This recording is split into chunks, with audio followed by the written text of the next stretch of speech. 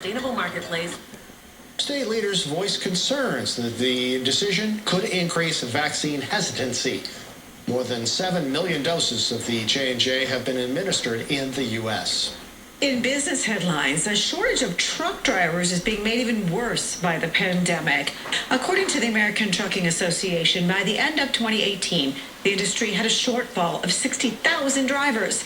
And demand for shipping has increased since last year, with the trucking industry moving more than 70% of all freight. When it comes to infrastructure, areas of KELO land are getting poor ratings. That's according to a new report released by the White House. It highlights the need of each state for investments proposed by President Biden in the American Jobs Plan. South Dakota received a C- on its infrastructure report card, while Minnesota and Iowa both received a C grade. From transportation to broadband, you can find out what the report includes and why the three states scored so low.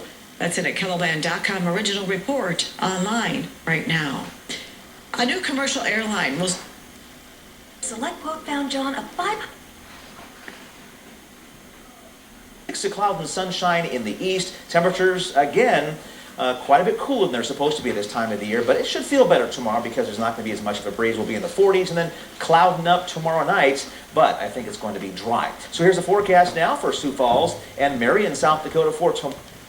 Senators say the allegations are serious, but they're calling it premature to say what should happen next to Gates. Texas Republican Congressman Kevin... Well, why don't you do it?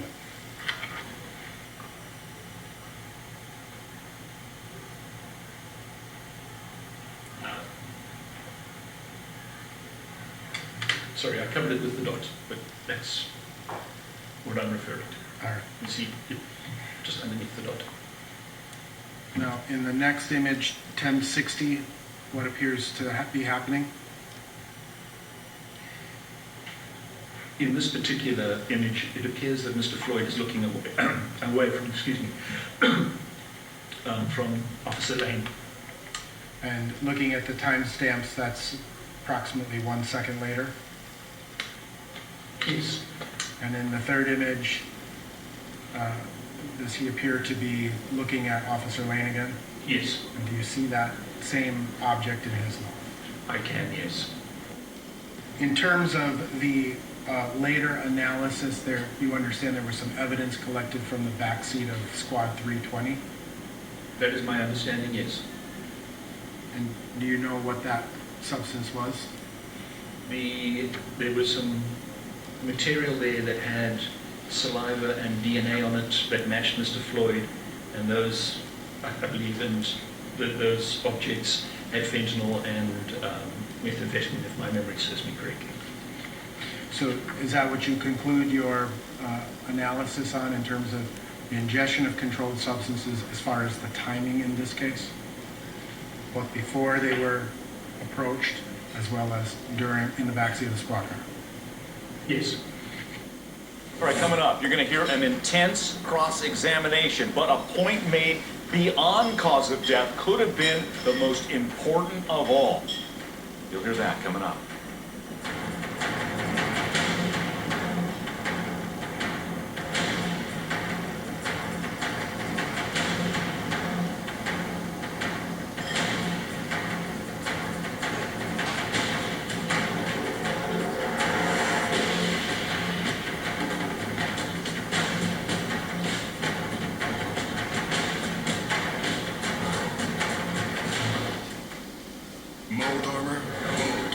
Kills mold and...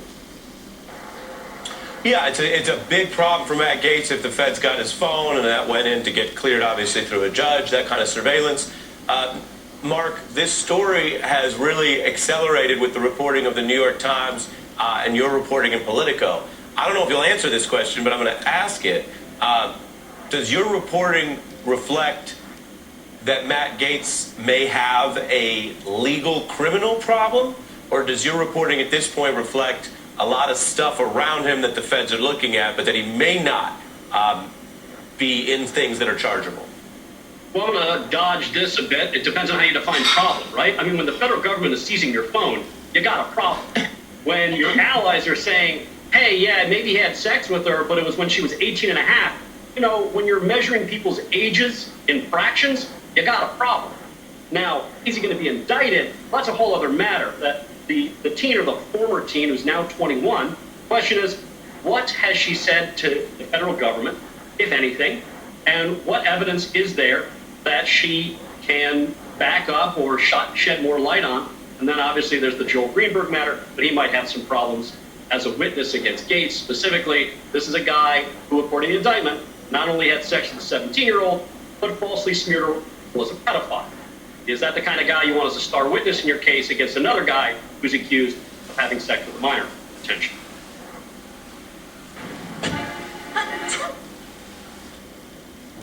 That means that she didn't have enough muscle memory to know that she was reaching for the wrong weapon. She didn't have the feel for the right weapon.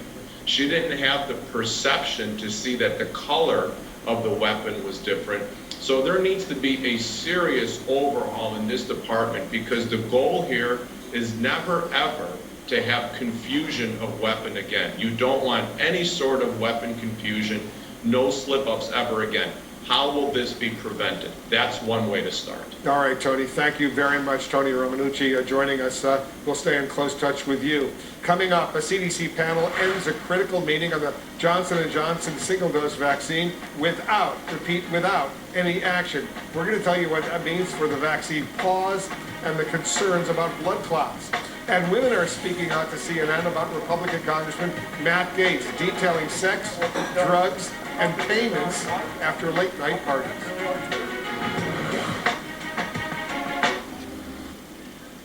About training athletes who have an Olympic dream. You know, the two people that Emily Grove and Chris Nelson have now graduated my program that have Olympic trials qualifying marks under their belt, you know, are product of that program. I also have another senior this year who will graduate at the end of this year, but he literally last night at our practice session was taking shots at what would make the Olympic trials. So there's a possibility that we could have a current athlete joining them at the Olympic trial. The opening ceremony for the Tokyo Games is July 23rd. You can catch all of the action over on KDLT. It'll be here before we know it. Hopefully it's warmer by then, Kelsey. That'd be nice. It better be. Phil has a final check of the forecast when we come back here at 5. It's allergic.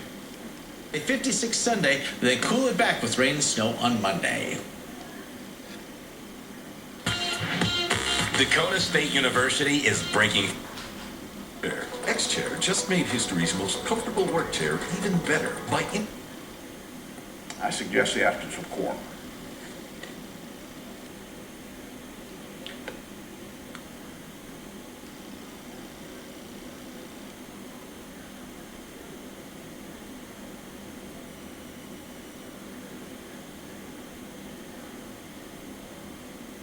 And the House now voting to end debate on the rules for two bills. Does the gentleman from Texas seek recognition? Mr. Speaker, as the member designated by Mr. Crenshaw, great state of Texas, pursuant to House Resolution 8, I inform the House that Mr. Crenshaw will vote no on House Resolution 303.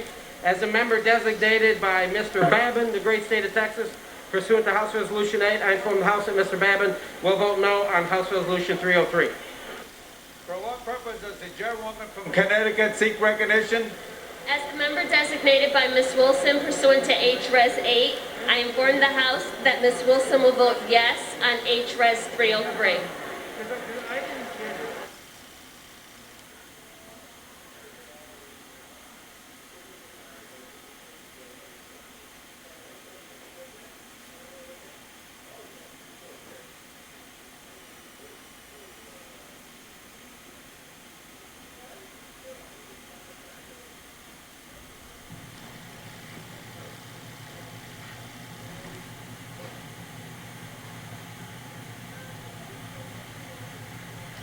Were you able to see that portion of the clip, Dr. Fowler?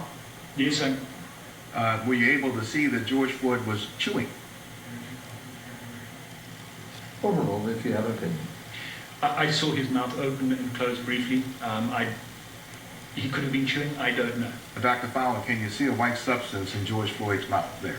I can. And doesn't it look remarkably similar to the white substance that you were talking about when you were discussing the photograph with the gun pointed at him in the car when he was first approached by the police? Yes, it looks very similar. Is it your understanding that when Mr. Floyd left Cup Foods, he went out across the street to sit in the vehicle? Yes. And next he was then approached by the police sitting in the vehicle, right? I believe he was first approached by the clerks from the store, and then he was approached by the police subsequently. So would it be fair to say, in order to say that the white substance in Mr. Floyd's mouth was a pill, in light of what you've seen, that would be jumping to a conclusion, wouldn't it?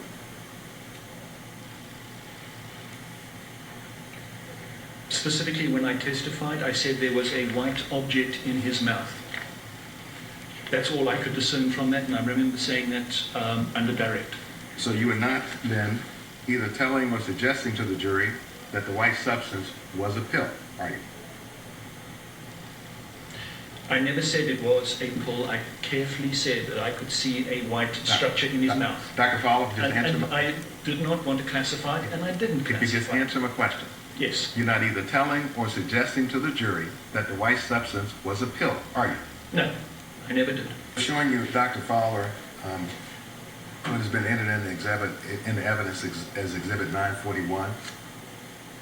If we look at the left picture, we can see here, and I'll represent you this Mr. Chauvin, who's on top of Mr. Floyd. You can see here Mr. Chauvin's knee on the back part of the neck in the left photograph. Can you see that, sir? Yes. And then on the right picture, you can see that his knee is on the side of the neck, on the soft side. Can you see that also? Yes, on the back of the right side of the neck. Yes, sir.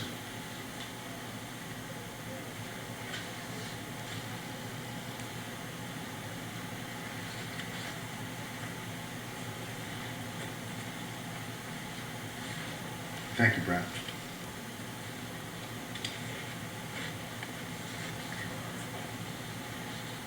And I think you referred to Mr. Floyd's death as a sudden death event. Is that the word you used? Yes, more sudden than prolonged. If we focus on the first 5 minutes that Mr. Floyd is restrained on the ground, you were able to see in that 5 minutes, first saw Mr. Floyd just struggling to breathe, right?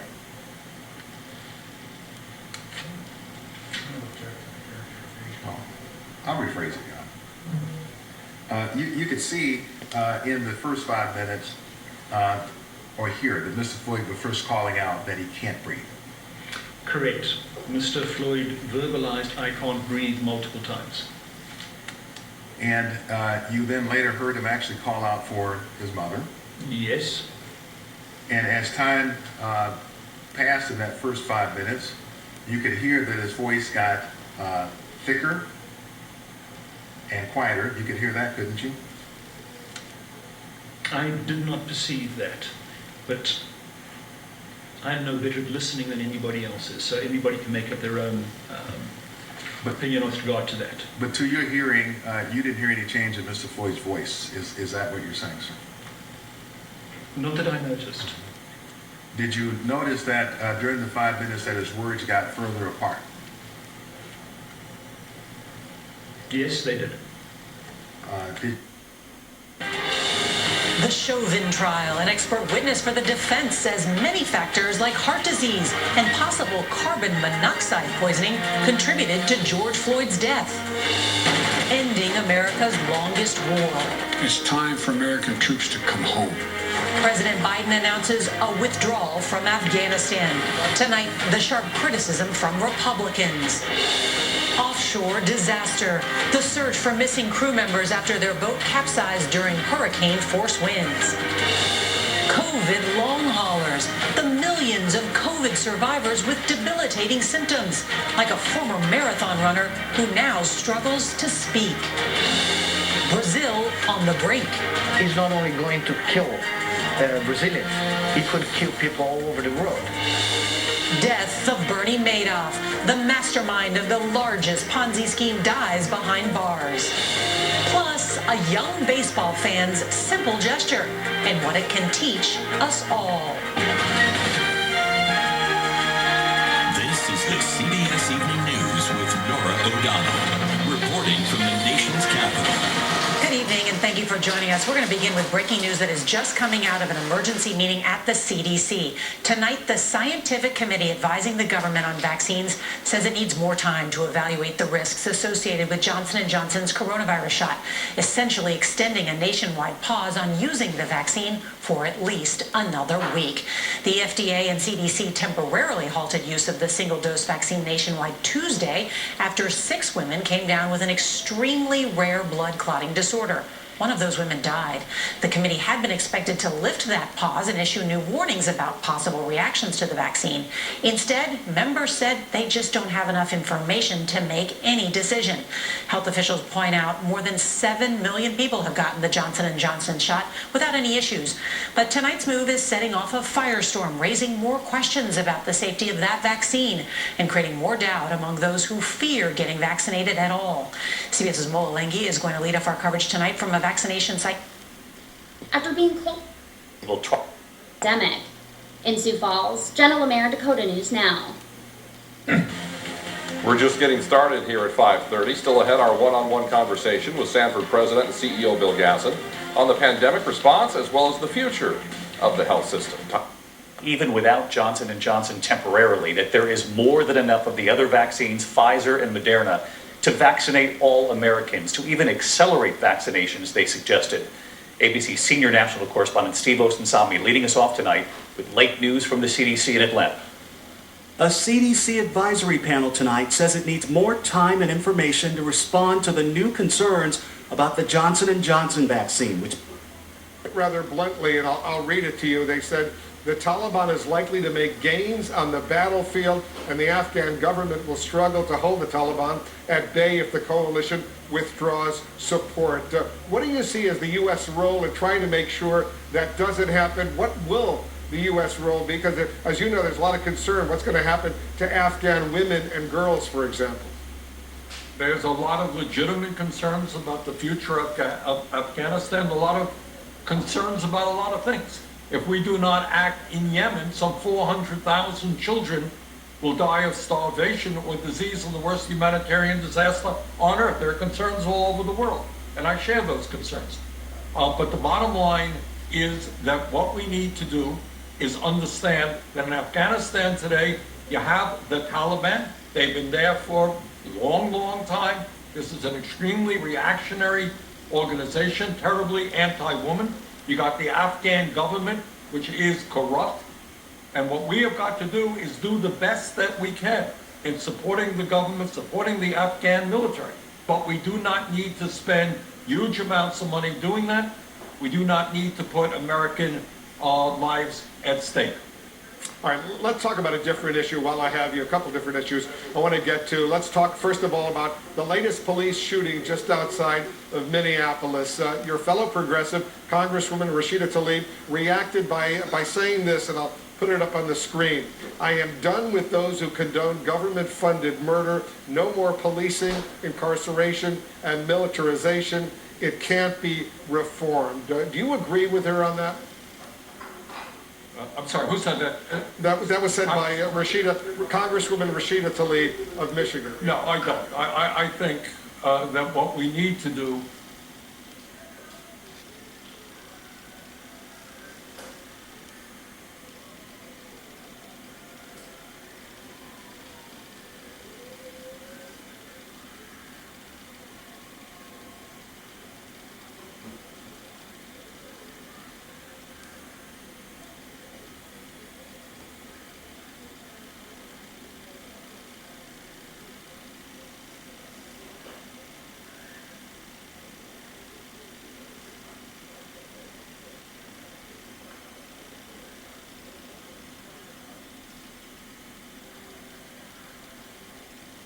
I think is completely irrelevant. They are still trying to explain away why Derek Chauvin didn't give any consideration, any professionalism, or any humanity to George Floyd as he was face down, unrestrained, and handcuffed. To say that he resisted years ago, which I don't see resistance there, the White House insurrection on January 6, 2021, that was resisting law abiding authority. I think George Floyd in all times acted in a way that was commiserate with a person who did not feel that he should be arrested, but in no way posed a threat of violence in any way to the officers, especially, Ari, when they get him face down, that he assisted in going to the ground.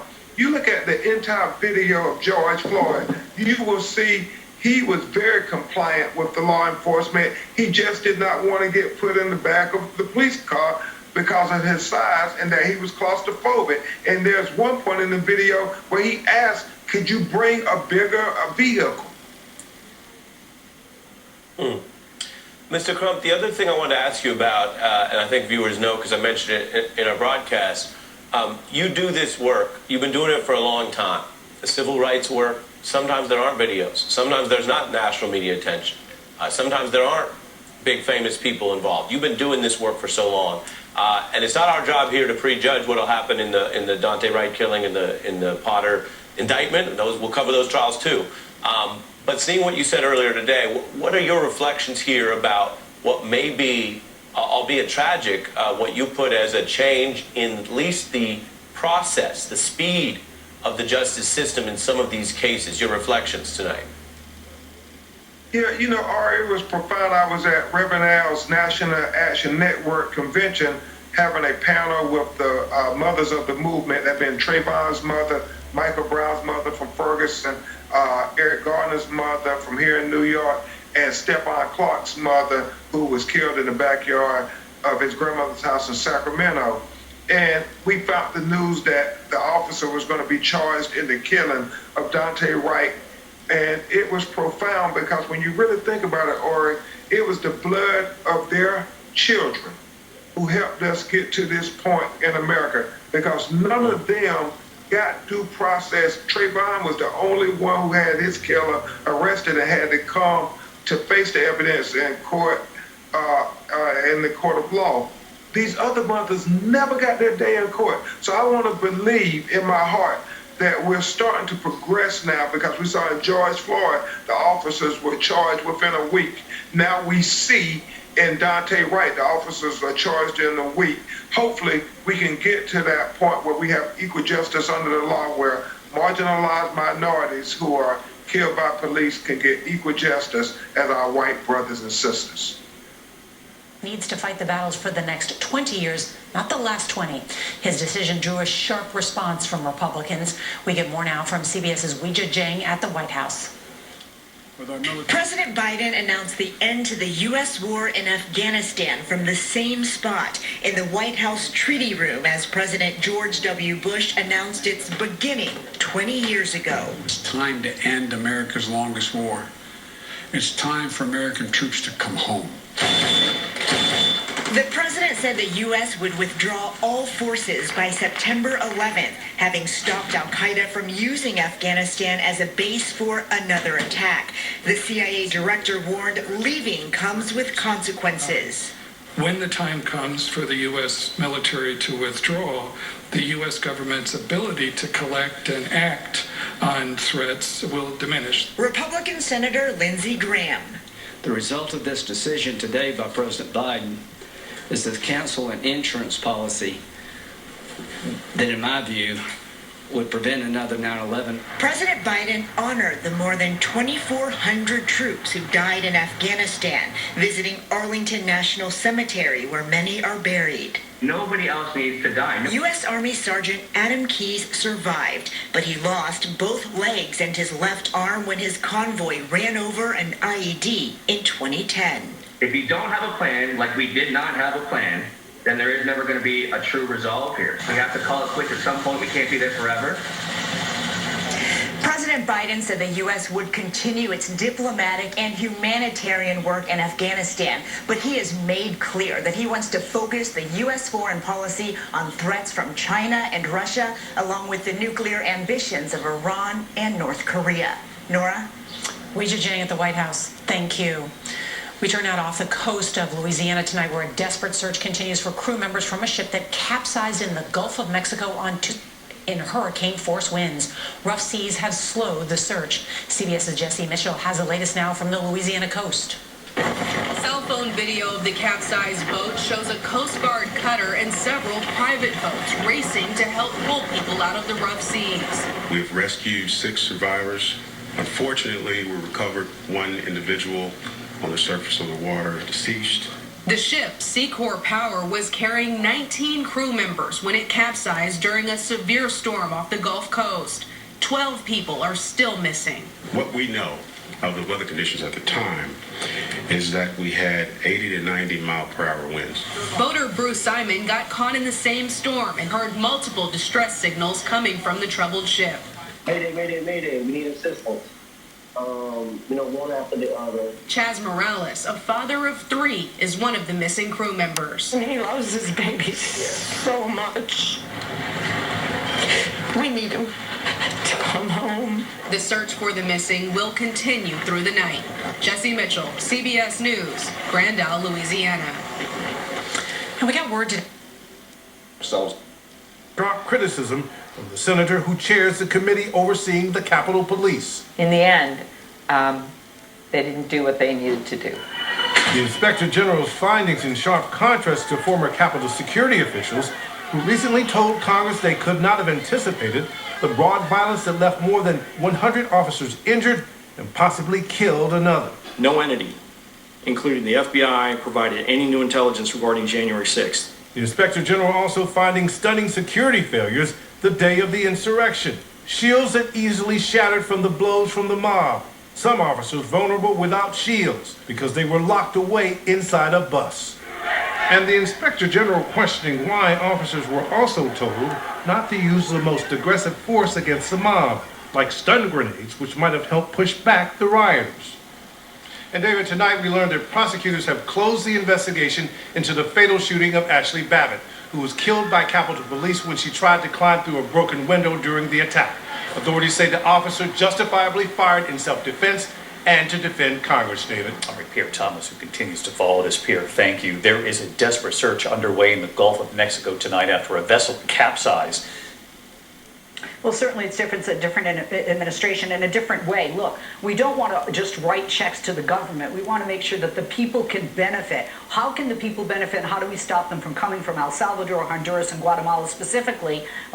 Those countries are just ridden with crime and poverty. How do we work with these governments? And by the way, the president of El Salvador last week wouldn't meet with the U.S. Special Envoy. Would he even meet with the vice president, who should visit all of those countries, not just 2, and certainly should go to the border as well. But the bottom line is you have to stop the source. And quite frankly, Democrat and Republican going back haven't done that. And hopefully this administration can be successful in that. We should also point out, we invite Vice President Dream on issues of voting and human rights that even Wall Street just wants no part of it. We turn now to New York Times columnist Michelle Goldberg. Welcome. How are you? Good. .com to see proof. I want to dig into this piece of it. Ted Cruz was also complaining about this. Take a listen. We have seen the rise of the woke corporation. These woke corporations have decided to become the political enforcer for Democrats in Washington. Major League Baseball should have to play by the same rules, and if they're going to play partisan enforcer, they shouldn't expect to see special goodies from Washington. Michelle? Well, what's so telling about that is the implication is that if they don't stand up for voting rights, then they do deserve special goodies from Washington. You know, you don't see among the critics of quote-unquote woke corporations any real attempt to reigning corporate power. None of them are signing on to the Biden administration's attempt to raise corporate taxes to pay for infrastructure. It's all about punishing specific corporations that they feel like are doing Republican bidding, even though the idea that corporations have free speech is something that Ted Cruz and other Republicans have pontificated on endlessly in other contexts. Yeah, that's sort of been their thing. And a debate over, say, a national voter holiday, would that be more fair, or other big picture ideas seems quite distinct from what so many of these companies say they don't even want to be anywhere near, which is a view in a country like America that has had such discriminatory history, voting by gender, crackdowns on race, that have a state like Georgia get away with this. Well, look, what's going on now is such an ugly attempt to subvert democracy, to instantiate minority rule in this country in a way that will make it very, very hard going forward for the majority to ever again be able to express its political preferences. And so I think that you can't get past two things. First, I think it's very important that this whole initiative was organized and led by Black executives who, and I think it's something that shows why it's so important that you have diversity at the highest level in corporations, even though people on the left can sometimes be a little bit cynical about the idea that we need a more diverse class of millionaires as opposed to, kind of social justice for, I think that it shows why that's important. And it also shows that, again, our political system is not necessarily responsive to the majority of voters. And if Republicans have their way, it will be less and less responsive to the majority of voters. But corporations are. Yeah. Corporations need, young people, people in cities, all the people that Republicans seek to disempower. To avoid the elephant in the room, and the elephant doesn't have anything to do with it, and no, it was all these other things, and don't believe this, and I just think that it just does not do it for me, and perhaps it does it for some jurors. I think to this point, though, boy, it's been compelling from a prosecution's perspective as to substantial cause of death being the neon net. Ariva, as you listen to that again, see the pictures again, you watch it play out, did either point win the side, or is it a wash here? Yeah, I think what won the day was Jerry Blackwell's cross-examination and the precision in which he did that cross-examination. You notice that that witness was somewhat afraid to make any affirmative statements for fear that, he would be challenged by Blackwell. So he backed away from definitively stating that that was a pill in the mouth. And I'm sure that wasn't lost on the jurors, that he was pretty affirmative on direct examination, but Jerry Blackwell would get him to change his statements or at least temper some of his statements. At the end of the day, if you believe George Floyd died of a drug overdose, you were probably predisposed to believe that anyhow, because there has not been substantial evidence presented in this case that would cause you to believe that. Joseph Morgan said something that I think is so important. He said that the defense would have you believe that this death is circumstantial and that nothing that happened with regards to Derek Chauvin is responsible. I think that argument defies logic, it defies the overwhelming evidence that's been presented, and most importantly, the most important piece of evidence in this case, the videotape. It is so inconsistent with that. And jurors do not leave their common sense at home. They bring it into the deliberation room. And when they put the tape in context with this testimony, I think they're going to say the tape wins the day. And that tape, the pictures, we've seen them really for each one of the 13 days of this trial. We know one more witness yet to come, another expert for the defense. That's what we believe. Here's something else, something that has not been brought up in trial. Derek Chauvin and George Floyd, they knew each other before this deadly encounter. They worked security at a club. Why haven't we heard about that?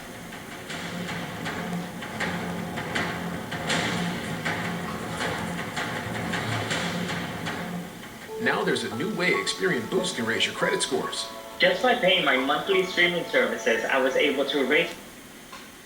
However, it did not take mask wearing into account. Airlines insist flying is safe. Coming up next, an unexpected good deed and the lesson it teaches all of us. If you can't watch the CBS Evening News, you can listen. Subscribe wherever you get your podcasts. Sponsor. Which in and specifically a virtual hospital that will be based out of Sioux Falls that will allow us to have connectivity from each one of our physicians and our advanced practice providers into all the communities we serve today and those that we'll serve tomorrow. When people ask you, and I'll put it kind of in a marketing term, about the Sanford brand, is there a way for you to boil that down? There's Sanford Health, there's Sanford Sports, there's the Sanford International.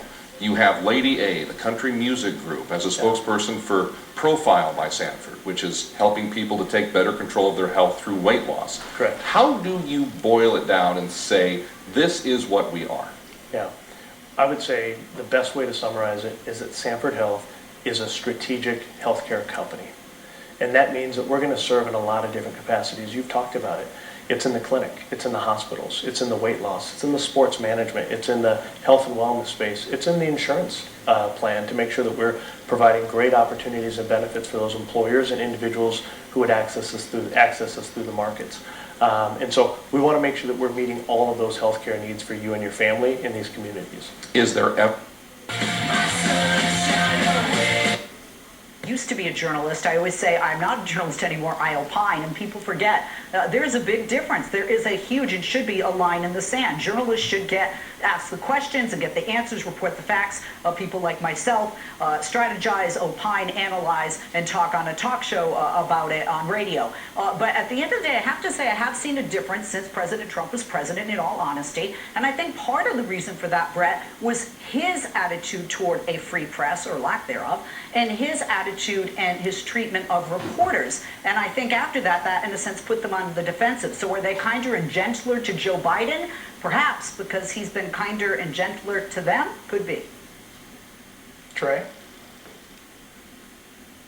I mean, Trump may be the last exhibit in the trial, but he wasn't the first. I mean, look at Romney and McCain. They couldn't stand either one of those guys until they started criticizing Republicans. They sure as hell didn't like them when they were running for president. So the media likes three kinds of Republicans: the ones that vote with Democrats, the ones that lose, and the ones that die. And dying is just a little bit too much for most of us to curry favor with the media.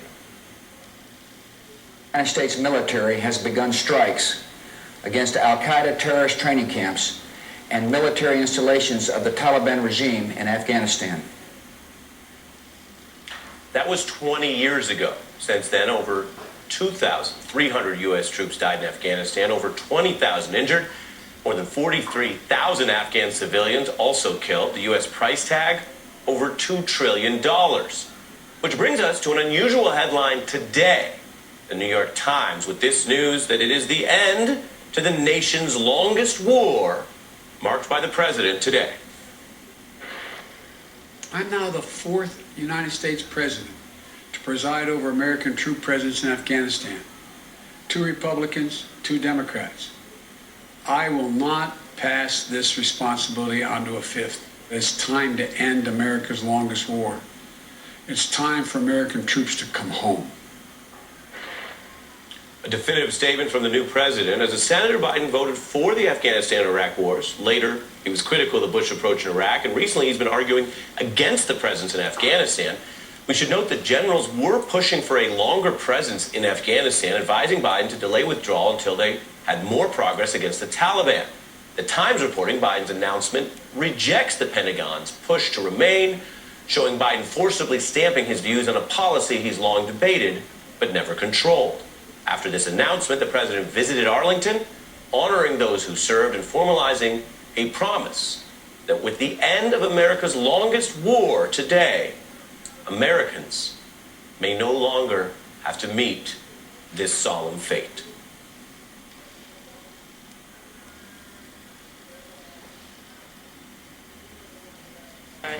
Afraid when he's around African American men. Chauvin seemed to get nervous when he was, and I know he didn't want to work a lot of our urbanites.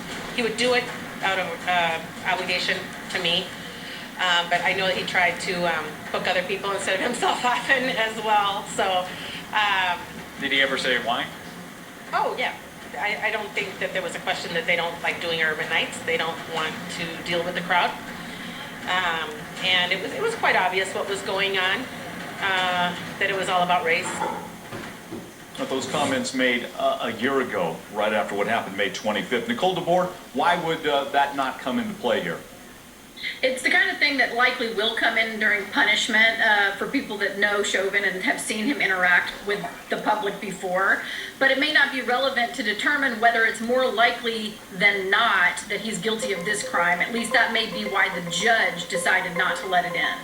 You know, there's another piece of history, Joey, I want to ask you about, and I think our viewers have questioned this as well. Derek Chauvin's history as a police officer, and we know that there was a couple of incidents that the prosecution could have brought before the jury. Number one, will we hear about that? And if not, why do you think they didn't bring it up? Well, listen, trials are historically, right, and I know many people don't want to hear this, but trials are about what they're about. You have a right to have a fair trial, and as a result of that, it's not about what I did yesterday, last week, last month, who likes me, who doesn't like me, what I did at the club, what I did the year before. It's got to be relevant to the issues of now, and if it's not, then it becomes prejudicial, and your lawyer says, not so fast, we're not going to admit this. And you have these things, Mike, not to get technical, they're called motions in limine, and it really gives you the rules of engagement, right? Where before in pretrial practice, you get to know what's admissible, what's not admissible. But I want to go back to my friend Darren Porcher. Here's why. Because should he testify, right? And say, for example, I'm a good guy, I work at this club, I do great things. Boom, you open the door, and now you get savage with your past history. Isn't it fair to say, sir, that you have an issue with African Americans? We could agree with that, right? And we know you work at a club, and there are people who don't like it, you know, etc. So it comes in against you. Now, some of it will be objectionable with respect to the judge, you know, saying, no, I'm not going to allow this or that. But if you open the door with respect to you're the greatest person, and by the way, I did my job, I worked hard, I never bothered anybody. Really? We got this whole file here, and the file seems to suggest something very different, sir, from what you're indicating. And that's another reason why you don't testify, because it opens the door to all this parade of information that could just come and wipe you out. And before you know it, the jury is not even thinking about what you did. In this case, they're thinking about the fact that you're a bad guy and you deserve to be punished. All right, truth be told, Darren is the only one on this panel who thinks Derek Chauvin might take the stand. That's why Joey is getting after Darren here a little bit. Is he convincing you, Darren? Not even close. No. And I'm just speaking based on my experiences. I've testified in police-involved shooting cases where the officer was clearly to the left. And I understood it because all police officers are generally trained on how to testify in court cases. This is a heavyweight fight. Derek Chauvin is in the fight for his life, and I think he has no choice but to come in and testify. Do I think his actions were outrageous in connection with George Floyd? Sure, but at the same token, this is the fight that he's in, therefore he needs to adjust accordingly. Got it. Real quick, Ariva. We're going to get what we believe one more expert for sure. Who do you think it's going to be? You think cardiologist, use of force? Yeah, I think it's going to be another medical expert to try to shore up this whole theory of, you know, Floyd dying from a cardiology problem and not the knee on the neck. They need to hit that home again and again and again, because right now that's a dog that's not hunting. Right, because we know the defense brought before the jury their expert witness saying the main cause of death was cardiovascular disease. Prosecutors say no, it was the actions of the officers, i.e. Derek Chauvin. The next hour, Rachel Lynn's coverage.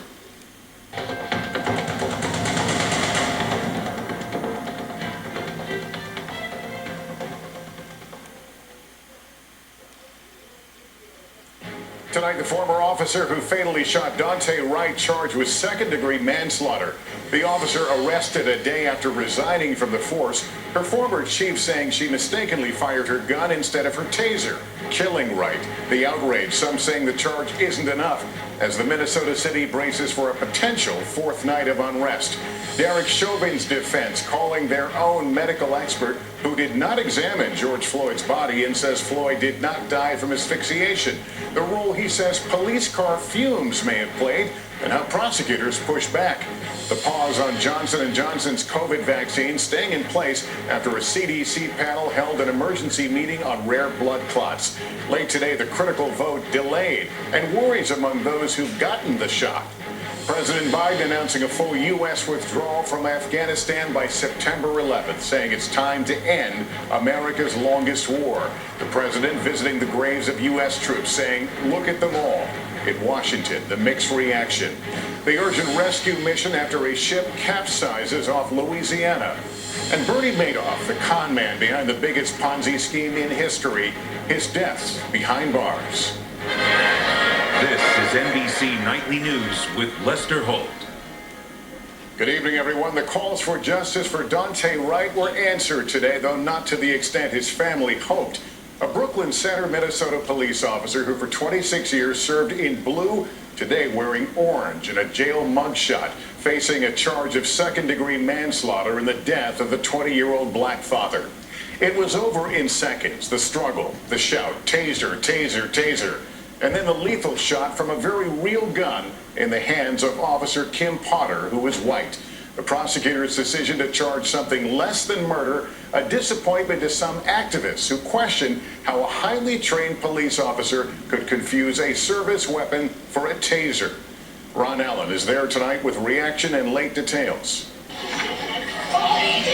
Tonight, former police officer Kim Potter's arrested and jailed, facing a charge of second-degree manslaughter in the death of 20-year-old Daunte Wright. In a statement, prosecutors say Potter abrogated her responsibility to protect the public when she used her firearm rather than her taser. Her action caused the unlawful killing of Mr. Wright, and she must be held accountable. Potter shot and killed Wright during a traffic stop. The now former officer on the force for 26 years, training a rookie cop that day during what police have called an accident. Law enforcement analysts count at least 16 similar cases of guns mistaken for tasers in the last 20 years, not all fatal. No comment today from Potter's attorney, the police union, or the family of Daunte Wright. The Wright family's attorney speaking out. Obviously, they are glad she got charged. They do hope and pray for a day that we will get equal justice. You, me, or anybody else with this skin color would be in silver handcuffs right now with murder charges. Today, angry reaction to the manslaughter charge from activists involved in 3 straight nights of protests. Now you can see the crowd getting restless, stirring even more. Overnight, at least 79 arrests as police clashed with demonstrators and enforced a curfew. Now, some protest leaders comparing Potter's case to that of former Minneapolis police officer Mohammed Noor in 2017, a black officer convicted of murder and manslaughter after shooting and killing a white woman who called 911 for help. Some see a different standard for the white officer killing a black man. You think she should be charged with murder? Yes, I do think she should be charged with murder, clearly and unequivocally. Why? Because of her reckless conduct. Ron, any idea how the manslaughter charge will play with the crowds out there tonight? More people seem to be arriving here earlier tonight. They are not satisfied. City officials are pleading for peace as the clock ticks toward another curfew. Lester? Ron, thanks. And while we watch that scene playing out just 10 miles away in Minneapolis, Derek Chauvin's lawyer called a retired medical examiner who did not examine George Floyd's body to argue that it wasn't the former police officer, but Floyd's drug use and heart problems that caused his death. Gabe Gutierrez is there. So far, George Floyd's heart has been at the heart of Derek Chauvin's defense. How did the heart and drugs contribute to the cause of death? They were significant, or they contributed to Mr. Floyd having a sudden cardiac arrest. Today, Dr. David Fowler testified that Floyd died of cardiac arrest combined with the effect of illicit drugs, not a lack of oxygen. Is it your opinion that Mr. Chauvin's knee in any way impacted the structures of Mr. Floyd's neck? No, it did not. Fowler said he would have classified Floyd's manner of death as undetermined due to multiple factors, including this. There is exposure to a vehicle exhaust, so potentially carbon monoxide poisoning. Fowler, who did not examine Floyd's body, recently retired after 17 years as the chief medical examiner of Maryland. During cross-examination, the prosecution came out swinging. I mean, you should do your homework before you arrive at your opinion. Fair enough? Yes. You haven't seen any data or test results that showed Mr. Floyd had a single injury from carbon monoxide. Is that true? That is correct. Also, Fowler acknowledged Floyd needed immediate medical care to reverse the cardiac arrest. Are you critical of the fact that he wasn't given immediate emergency care when he went into cardiac arrest? Yeah, as a physician, I would agree. This morning, a passenger in Floyd's SUV, Maurice Hall, appeared briefly in court without jurors in the room. I'm fearful of criminal charges going forward. Hall said he planned to invoke the Fifth Amendment to avoid questions about Floyd's drug use. The judge quashed his subpoena, and he won't be compelled to testify. Defense testimony is expected to continue tomorrow. If and when the defense rests, the prosecution can call rebuttal witnesses before closing arguments, Lester. Okay, Gabe, thank you. A lot of folks left hanging tonight, but there's no decision after federal health officials held an emergency meeting on safety concerns that led to the pause of the Johnson & Johnson COVID vaccine. Almost 124 million have now received at least one dose of the various vaccines. Miguel Almaguer has late details. And we're going to go in and out. As millions more are vaccinated today and tens of millions await their turn, tonight no decision from the CDC's advisory committee after reviewing Johnson & Johnson case data. It's still unclear if or when the vaccine will be used again. This is all the Johnson & Johnson that I can't use. In the meantime, every state halting the use of J&J, which some fear could lead to fewer getting vaccinated. I wonder if this is going to set us back, and if so, by how much and by how long, and will certain communities be even more hesitant now? The 6 cases under investigation are out of the 7.2 million who've received J&J's single-dose vaccine. Still here demanding justice tonight, and I can tell you, Aaron, this crowd is different from any crowd we've seen out here over the past 3 days, much younger and less diverse. Very interesting. Very, very interesting, especially when you consider here we're coming into the 4th night. Thank you very much, Adrienne. We're going to stay in touch with Adrienne as we see what happens here. She's talking about the change that she's seeing in the crowd. And as I said, in just a moment, we're going to be joined by Ben Crump, the attorney representing Daunte Wright's family, and of course also involved in the Derek Chauvin case, which this site, of course, is only 10 miles away from where the Derek Chauvin case is coming close to wrapping. Today, a retired medical examiner testifying that George Floyd died from heart disease and drug use, and not from Chauvin's knee on his neck. You've got the drugs on board. In most circumstances, in most jurisdictions, a drug intoxication would be considered to be an accident. He's got significant natural disease, certainly the heart. And you put all of those together, it's very difficult to say which of those is the most accurate. So I would fall back to undetermined. Of course, that does go against what we've heard from many other experts in the case, but the goal for the defense is to create reasonable doubt in just one juror's mind, and that's what they tried to do with that testimony today. Sarah Seidner, you see here, has been covering this case in Minneapolis the entire time. And Sarah, this retired medical examiner did disagree with what 5 other medical witnesses said for the prosecution, but the defense is just trying to get, they just need one person to make a strong case to one juror.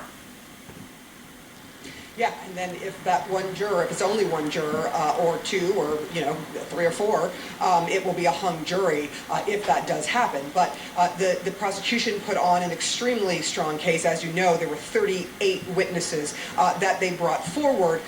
Each one of them, some of them medical experts, some of them use of force experts, all of them going against what you're hearing now from the defense, which is the natural course of things. We should also talk a little bit about this former chief medical examiner from Maryland. Dr. David Fowler talked a lot about many different things, and basically he blamed everything but Chauvin's knee on George Floyd's neck for George Floyd's death. He talked about him having a slightly enlarged heart. He talked about Floyd's heart disease. He talked about the methamphetamine, the small amount of methamphetamine and the average amount of fentanyl that was in George Floyd's system. And he also talked about something that raised a lot of eyebrows, the potential that the exhaust from the tailpipe of the squad car in which Floyd was down on his stomach in the prone position was breathing in that exhaust, that carbon monoxide. But when cross-examined, he said he could not prove that there was any literature or anything, medically speaking, that they could find that there was any CO2 carbon monoxide in George Floyd's system. So that backfired a bit. But he was also asked by the prosecution that if indeed he died of a cardiac arrest, that he was having a medical issue, he was questioned as to whether or not the officers on the scene and those around should have given him immediate medical care. Here's his answer. Are you suggesting that though Mr. Floyd may have been in cardiac arrest, there was a time when he may have been revived because he wasn't dead yet? Immediate medical attention for a person who's gone into cardiac arrest may well reverse that process, yes. Do you feel that Mr. Floyd should have been given immediate emergency attention to try to reverse the cardiac arrest? As a physician, I would agree. So he agreed with the prosecution that he should have been given immediate medical attention, and those vessel capsized when a storm suddenly broke out. Sam Brock is there. On the stormy shores of the Gulf, an intense rescue mission continues tonight for 12 missing people, spearheaded by the U.S. Coast Guard, which face conditions it had not anticipated, about 8 south of Port Fourchon. 80 to 90 miles per hour were the winds, 7 to 9 foot seas, and extremely limited visibility. Authorities won't confirm if weather caused a 129-foot vessel to capsize Tuesday, but they did reveal recovering one body from the Gulf today. After a combination of U.S. cutters and Good Samaritans miraculously saved 6 of 19 crew members, but not among that group. Oh, God, please let him be one of the ones. Daryl Morales' 37-year-old son, Chaz, a father of 3. I'm scared and I'm devastated and I'm broken. Her latest text to her son, so far, unread. Kids go bananas.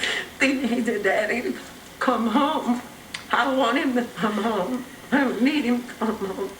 The U.S. Coast Guard says it's possible some of these crew members could be in an air pocket underneath the water of the ship. As for Daryl Morales, she says the last text message she sent her son, "I love you," at 2 a.m. Lester? All right, some tough hours ahead. All right, thank you, Sam. His name became synonymous with unimaginable fraud and financial ruin. Bernie Madoff, the Wall Street money manager who became infamous for running the biggest Ponzi scheme in history, died today at a federal prison in North Carolina. Had a 30-year career in the Foreign Service. She was the Deputy Chief of Mission in Afghanistan from 2017 to 2018 and was acting Deputy Assistant Secretary of State for Afghanistan until 2019. And David Sedney was Deputy Assistant Secretary of Defense for Afghanistan, Pakistan, and Central Asia during the Obama administration. Until recently, he was the president of American University of Afghanistan. And we welcome all 3 of you to the NewsHour. David Sedney, I am going to start with you. Today we heard President Biden say that the threat against the U.S. over the last 20 years has spread around the world. In his words, it's metastasized, and it just doesn't make sense to keep troops in one country, Afghanistan, at a cost of billions of dollars. What is your response to that? I think he is dead wrong. The threat from al-Qaeda and from ISIS in Afghanistan has not gone away. The pledges by the Taliban to combat that have been shown by a recent United Nations report to have been lies. So trusting the Taliban, which is what this administration is doing with the future of American security and counterterrorism, is a very bad idea. Ambassador Doug Lute, is it the case, as we're hearing David Sedney say, that there's still very much a live threat there from the Taliban, and that pulling out is the wrong thing to do? Judy, I don't think anybody claims that al-Qaeda is dead, but al-Qaeda in that region, Afghanistan and Pakistan, is decimated compared to what it was 10 or 20 years ago. And actually, the al-Qaeda franchises elsewhere, so Somalia, Yemen, Syria, parts of Africa, are much more severe threats and much more imminent threats to the United States homeland than the branches in Afghanistan and Pakistan. So, and on that point, let me turn to you, Annie Horsheimer.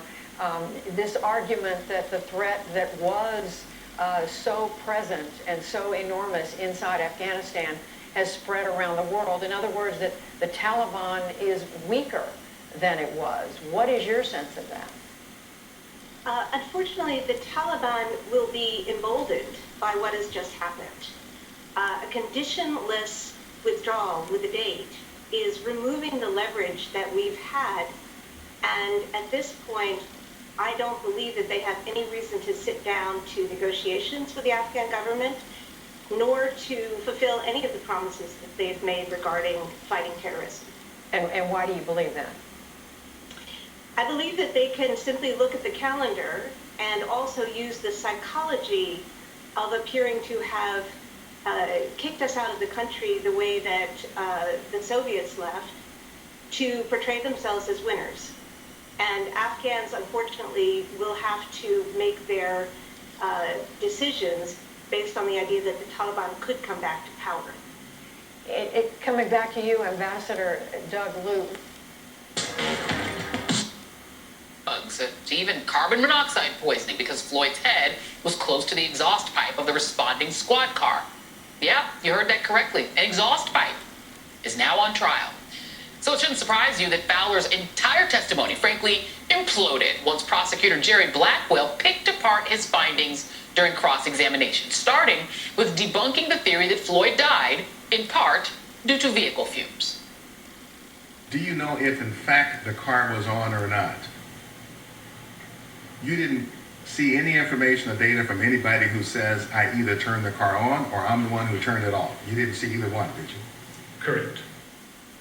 Was the car even on? Fowler, who had ruled out asphyxia in Floyd's death because of a lack of bruising on his neck, then admitted to Blackwell that bruises are rarely even a thing with this type of death. Do you agree, Dr. Fowler, that the majority of cases where somebody dies of asphyxia are very subtle, and in fact, no traumatic manifestations are visible at all? That is correct, depending on the circumstances. Prosecutor Blackwell then nullified the studies Fowler had cited, showing that restraint in a prone position with or without body weight does not cause difficulty breathing. Is it true, Dr. Fowler, that none of the prone restraint studies that you referred to actually studied subjects who had someone's knee on their neck in the prone position? Is that true? That is true. None of the studies went for as long as 9 minutes and 29 seconds. Is that true? That is true. That, my friend, that is how you tear down a defense witness, by getting him to remarkably agree with the prosecution. Joining me now is Flippin. Officer Lane again? Yes. And do you see that same object in his mouth? I can, yes. In terms of the later analysis, you understand there was some evidence collected from the backseat of Squad 320? That is my understanding, yes. And do you know what that substance was? There was some material there that had saliva and DNA on it that matched Mr. Floyd, and those, I believe, and those objects had fentanyl and methamphetamine, if my memory serves me correctly. So is that what you conclude your analysis on in terms of the ingestion of controlled substances as far as the timing in this case? Both before they were approached as well as during, in the backseat of the squad car? Yes. All right, coming up, you're going to hear an intense cross-examination, but a point made beyond cause of death could have been the most important of all. You'll hear that coming up. In yourself. Every bit of information that we can get on specific cases is huge because you never know what little piece we need in order to solve the case. In Sioux Falls, Kelly Volk, KELO Land News. To report a crime, you can call 367-7007 or use the P3 Tips app. All tips remain anonymous. And to help protect your personal information, Crime Stoppers is holding its annual Shred event this Saturday. This year, it'll be the parking lots of all 3 Sioux Falls Public High Schools. And also different this year is the event. It will run from 8 a.m. until noon. You can bring your sensitive documents, including personal, financial, tax, or other information to be shredded. Crime Stoppers is just asking that you make a $5 donation per box or bag. Now, we've shown you big houses on the move in Sioux Falls.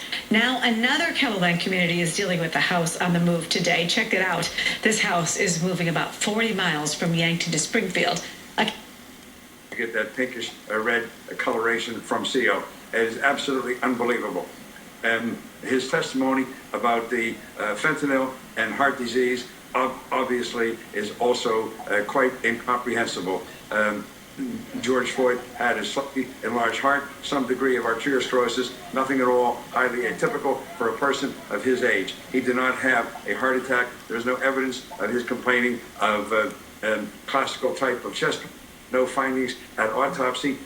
They did studies microscopically, nothing to indicate evidence of that kind of myocardial ischemia. With regard to fentanyl is a powerful central nervous system depressant. It does not lead to somebody behaving in an aggressive, mobile fashion, verbally and in terms of motor activity. Fentanyl leads to a state of quiescence, of calmness, of tranquility. That's why people take morphine and heroin and fentanyl. Right. It's absurd for him to say that fentanyl was involved here. Not at all, because the behavioral pattern, the overall scenario is completely in contrast to that which would be expected from someone dying from a drug overdose like fentanyl.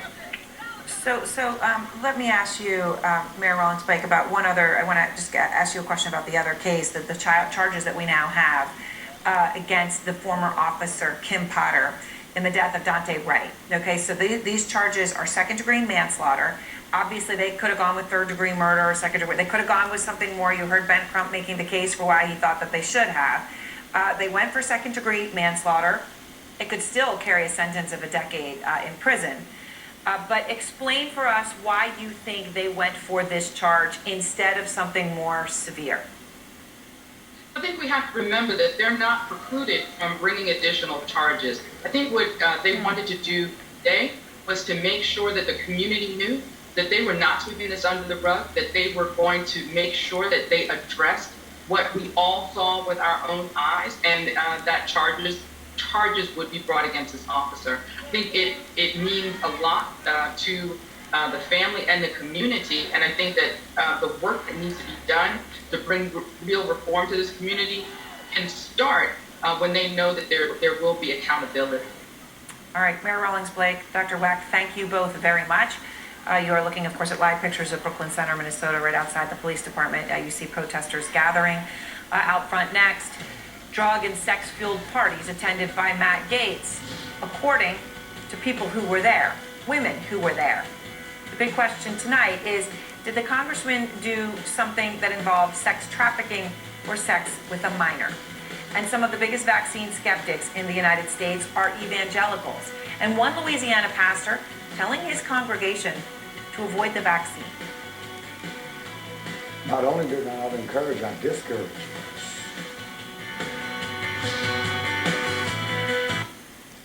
South Dakota housing.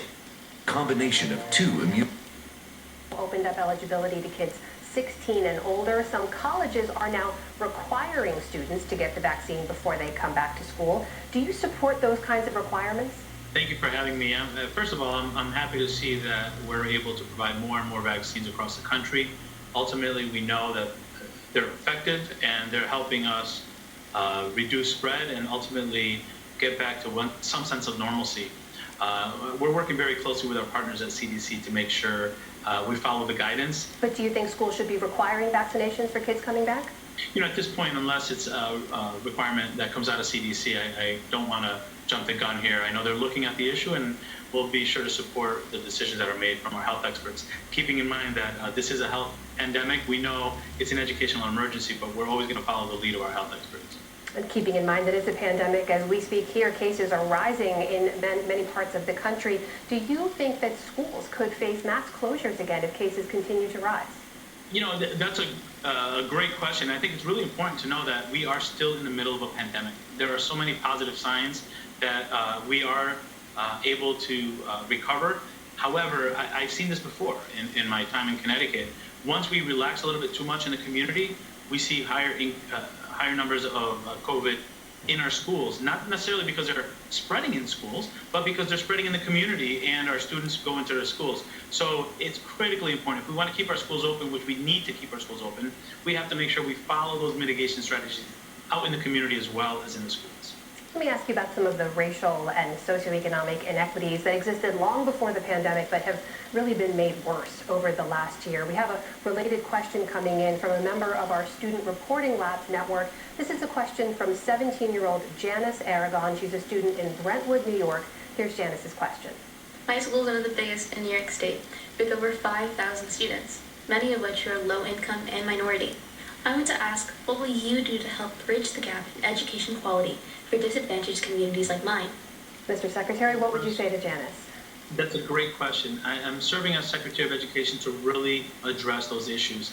And as Janice pointed out, many of these issues existed long before the pandemic. We need to be bold as we reopen our schools and reimagine learning to make sure that we don't go back to a system that had the same inequities that existed before the pandemic.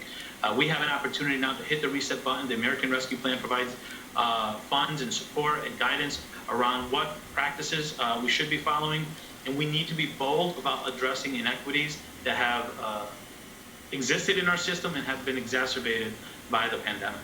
What kind of specific steps do you... For all of your local news stories, to cyber safety at Norton.com. Available now at select Target and Home Depots. I could see a white structure in his mouth. Dr. Fowler, just answer and I did not want to classify it, and I didn't classify it. If you just answer my question. Yes. You're not either telling or suggesting to the jury that the white substance was a pill, are you?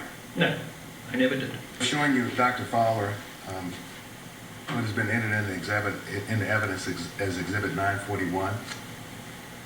If we look at the left picture, we can see here, and I'll represent you this Mr. Chauvin, who's on top of Mr. Floyd.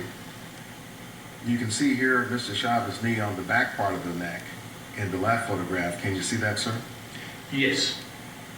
And then on the right picture, you can see that his knee is on the side of the neck, on the soft side. Can you see that also? Yes, on the back of the right side of the neck. Yes, sir.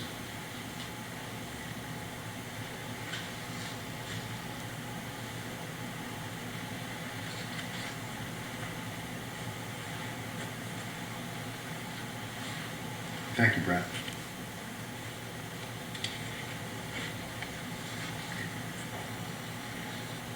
And I think you referred to Mr. Floyd's death as a sudden death event. Is that the word you used?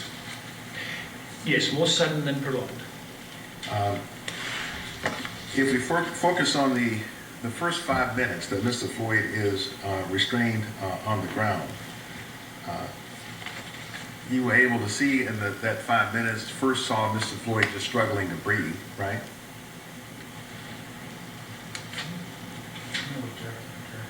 Well, I'll rephrase it, John. You could see in the first 5 minutes, or hear that Mr. Floyd was first calling out that he can't breathe. Correct. Zap, 2 pizzas and new cheesy breadsticks. Casey's curbside pickup, what a play! Consideration paid for by Schulte Subaru, Avera Orthopedics.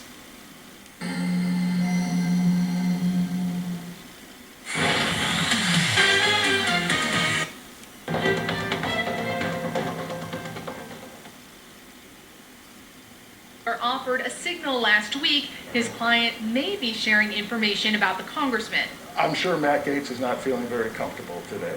A source from... Wow, I told him what I was taking you.